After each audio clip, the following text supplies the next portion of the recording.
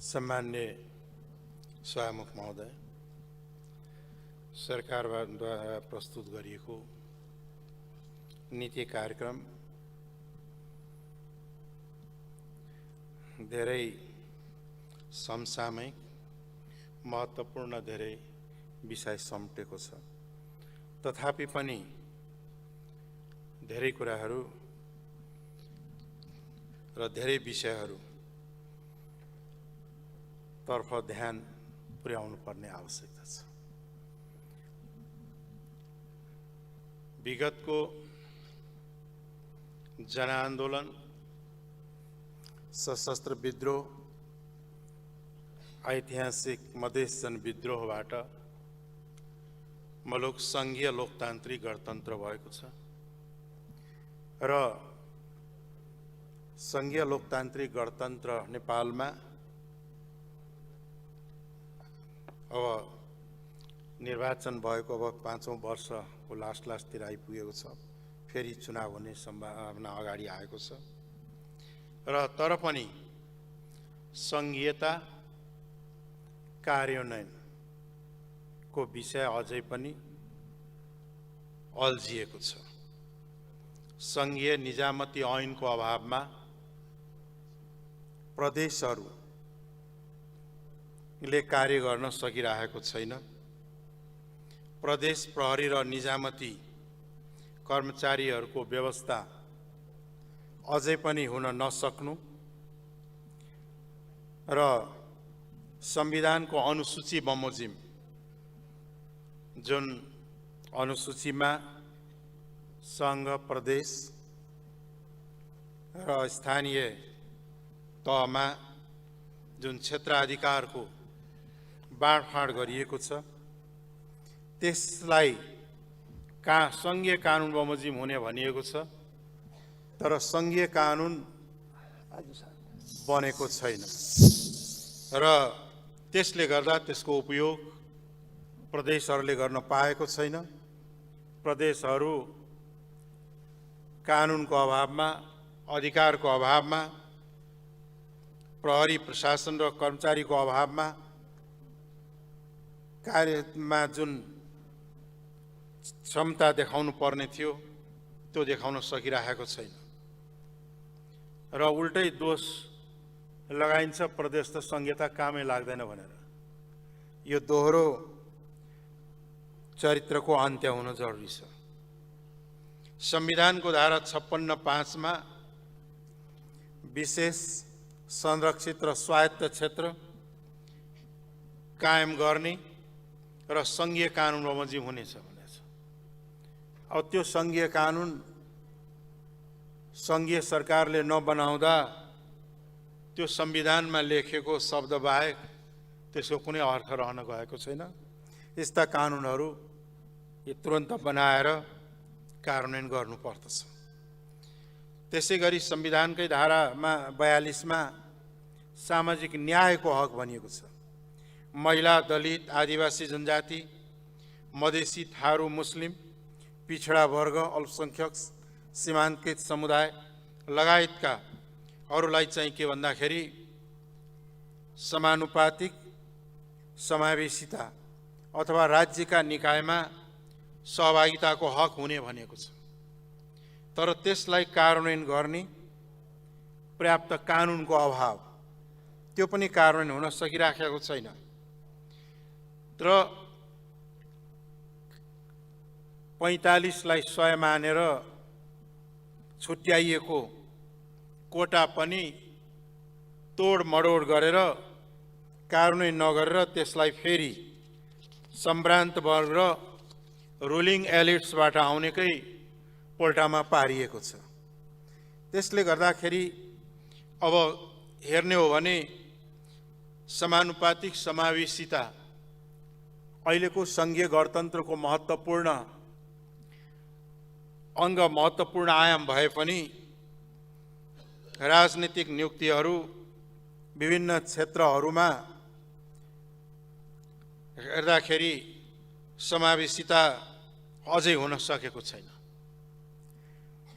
अझै पनि लाखौं नेपाली नागरिकहरू जसको आमा बुवा दुवै नागरिक छन्। दुवैले जन्मसिद्ध नागरिकता प्राप्त गरेका छन्। तिनका सन्तान अझै पनि कसरी गैर नागरिक भएर बसेको छ, कसरी गैर नागरिक बनाइएको छ। तिनलाई नागरिकता दिने दायित्व राज्यको हो। राज्यले आफ्नो दायित्व पूरा नगर्दा ती नेपाली नागरिकहरू, जो नागरिकका सन्तानहरू राष्ट्रियता विहीनको अवस्थामा, अधिकारबाट वञ्चित भएको अवस्थामा बाँच्न विवश भएका छन्। गल्ती राज्यले गर्ने, दिन राज्यले नदिने, तर त्यसको सजाय नागरिकले भोग्नु पर्ने।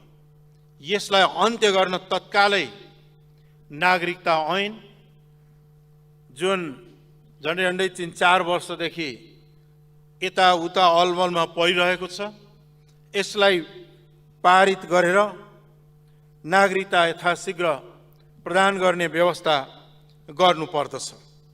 त्यसैगरी सङ्घीय निजामती ऐन अत्यन्त महत्त्वपूर्ण ऐन, जसले सङ्घीयतालाई कार्यान्वयन गर्दछ। त्यसलाई पहिला संसदमा दर्ता पनि भइसकेको हो, समितिहरूमा छलफल पनि भइसकेको हो। अहिले कता अलपत्र परेको छ, तिनलाई पारित गरेर सङ्घीयतालाई कार्यान्वयनको तर्फ अगाडि बढाउनु पर्दछ। अनि मात्र सङ्घीय लोकतान्त्रिक गणतन्त्र संस्थागत भएर जानेछ। त्यसै गरिकन आज यत्रो वर्ष भइसक्यो नेपाल सङ्घीय लोकतान्त्रिक गणतन्त्र भएको। संविधानमा बहुभाषिक बहुजातीय मुलुक भनिएको छ। वास्तवमा बहुजातीय भनेको र बहुराष्ट्रिय भनेको उस्तै हो, मल्टिनेसनल कन्ट्री हो। त्यसमा झन्डै 125वटा भाषाहरू रहेका छन्, बोलीहरू रहेका छन्। तर सङ्घीय गणतन्त्रमा पुगिसक्दाखेरि पनि आज नेपालमा एउटै भाषाको साम्राज्य रहेको छ। अरू भाषाहरूलाई सरकारी कामकाजी भाषाको रूपमा, लेखनको भाषाको रूपमा, शिक्षाको माध्यमको रूपमा प्रयोग गर्न सक्ने अवस्थाहरू छैन। त्यसकारणले एक बहुभाषिक मुलुकमा एकल भाषाको नीति, एक भाषीय नीतिको अन्त्य गरी बहुभाषी नीतिमा अझ पनि मुलुक जान सकिरहेको छैन। त्यसकारणले म आग्रह गर्न चाहन्छु कि बहुभाषिक नीति लागू गरौँ। एकभन्दा बढी भाषालाई सरकारी कामकाजी भाषा, शिक्षणको माध्यमको भाषाको रूपमा प्रयोग गर्ने अधिकारलाई सुनिश्चित गरौँ। त्यसै गरिकन विगतमा भएका मधेस आन्दोलनका दौरान 8 बुँदे 22 बुँदे सम्झौताहरू भएका थिए, जहाँ मूल रूपले जनसङ्ख्याका आधारमा समानुपातिक प्रतिनिधित्व गर्ने, जनसङ्ख्याका आधारमा निर्वाचन चित हुने र निर्वाचन क्षेत्रहरू निर्धारण गर्ने जस्ता महत्त्वपूर्ण बुँदाहरू रहेको थियो। र तिनै सम्झौताका आधारमा आज नेपाल सङ्घीय लोकतान्त्रिक गणतन्त्र भएको छ। तर आज पनि फेरि विभेद त्यहाँ कायमै छ। जुन बेला संसदीय निर्वाचन क्षेत्रहरू तय गरिएका थिए, त्यो बेला 46% जनसङ्ख्या थियो मधेसको। आज 53% पुगेको छ जनसङ्ख्या। अब 53% जनसङ्ख्याका आधारमा निर्वाचन क्षेत्रहरूको पुनर्निर्धारण हुनुपर्दछ। र अर्कोतर्फ यो संविधानमा पनि केही अंश राखिएको अपूर्ण ढङ्गले र विगतका आन्दोलन उठाइएको समानुपातिक समावेशिताको कुरा थियो। समावेशिता कसका लागि? समावेशिता ती सीमान्तकृत र बहिष्करणमा पारिएका समुदायहरूका लागि, मधेसी, आदिवासी जनजाति, दलित, महिला, अल्पसङ्ख्यक समुदाय लगायत थारू, मुस्लिम लगायतका ती समुदायहरू जो राज्यले प्रदान गर्ने सेवा सुविधा र अवसरबाट वञ्चित थिए, तिनका लागि समावेशी भनेर ल्याइएको हो। तर अहिलेको निर्वाचन प्रणाली हेर्दाखेरि जो शासकको रूपमा रहेको छ, तिनको पहिलो लाइनमा राखेर अनि त्यसपछि क्रमशः राखेर सीमान्तकृत र बहिष्कृत समुदायलाई या बहिष्करण पारिएका समुदायलाई अन्तिममा राखेर समानुपातिक सहभागिता हुनबाट वञ्चित पार्ने षड्यन्त्र गरिएको छ। यो सूचीलाई सच्याउनु पर्दछ र सबभन्दा अगाडि पहिलो लाइनमा जो सबभन्दा पछि परेको छ तिनलाई पहिलो लाइनमा राख्ने, नभए घुमाई फिराइकन चाहिँ के छ भन्दाखेरि रुलिङ एलिट्स र शासक वर्ग र शासक जातिको हातमा मात्रै पर्ने गरी जुन समावेशीको चाहिँ समानुपातिक समावेशीमा बनाइएको चार्ट छ, टेबल छ, त्यो चाहिँ के छ भन्दाखेरि समावेशी होइन, असमावेशीलाई नै त्यसले चाहिँ के छ भन्दाखेरि प्रोत्साहन गरेको छ। त्यो कुरा विगतका चुनावहरूले पनि स्पष्ट गरिसकेको छ। कुनै पनि मुलुकको विकासको लागि मूल आधार भनेको शिक्षा हो। चाहे हामी चीनबाट हेरौँ या सिङ्गापुर हेरौँ या जापान हेरौँ, जहाँ विकास तीव्र गतिले अगाडि भएको छ त्यसको मूल आधार क्वालिटी एजुकेसन रहेको छ। दुर्भाग्य छ कि नेपालमा राज्यले प्रदान गरेका ती शिक्षाहरू स्तरहीन भएका छन्। त्यसलाई सुधार गर्नु छ। शिक्षा, स्वास्थ्य, रोजगार जस्ता कुरालाई राज्यले प्रत्याभूति, प्रत्येकलाई समान प्रत्याभूति गराउनुपर्छ। यसको व्यापारीकरण, यसको चाहिँ के छ भन्दाखेरि निजीकरण या भनौँ माफियाकरणबाट रोक्नु पर्दछ र शिक्षा जस्तो क्षेत्रमा सबैको पहुँच, स्वास्थ्य, शिक्षामा सबैको पहुँच हुने अवस्थाको सिर्जना गर्नुपर्दछ। त्यसै गरी कृषिको कुरा हामी गर्छौँ। अहिलेको जस्तो खण्डीकरण भएको अवस्थामा, आकाशको भरमा खेती गर्ने अवस्था जबसम्म अन्त्य हुँदैन, कृषिलाई जबसम्म कृषि भू नीतिलाई परिवर्तन गरिँदैन, जबसम्म कृषि भूमिलाई चाहिँ के भन्दाखेरि चक्लाबन्दी गरिँदैन, कृषि उत्पादन वृद्धि र त्यसको विकास र त्यसबाट हुने गरिब बेरोजगारीको अन्त्य गर्न सकिन्न। त्यसलाई रहन्छ। त्यसै गरी जलवायु परिवर्तनको मारबाट चाहिँ मुलुकलाई जोगाउने रहनुपर्छ। देशमा झन्डै 40.35% सकिनलाई रहेका युवाहरू जुन चाहिँ के छन्, ती युवाहरूलाई शिक्षा, तालिम र रोजगारीबाट चाहिँ के अवसरबाट वञ्चित भएका छन्। ती 40% भन्दा बढी युवालाई उनीहरूको भविष्यका लागि युवा नीति तर्जुमा गर्न आवश्यक छ र ल्याउनु पर्दछ।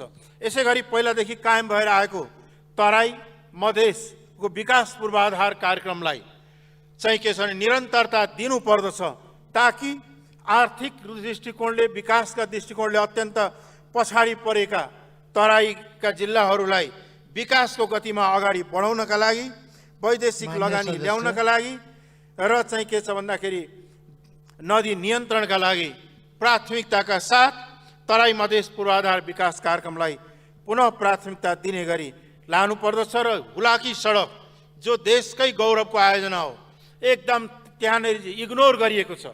अब बजेट देखाइएको छ 5 अरब लागत, तर छुट्याइएको हुन्छ 4 करोड 5 करोड। यो कहिले कम्प्लिट हुन्छ?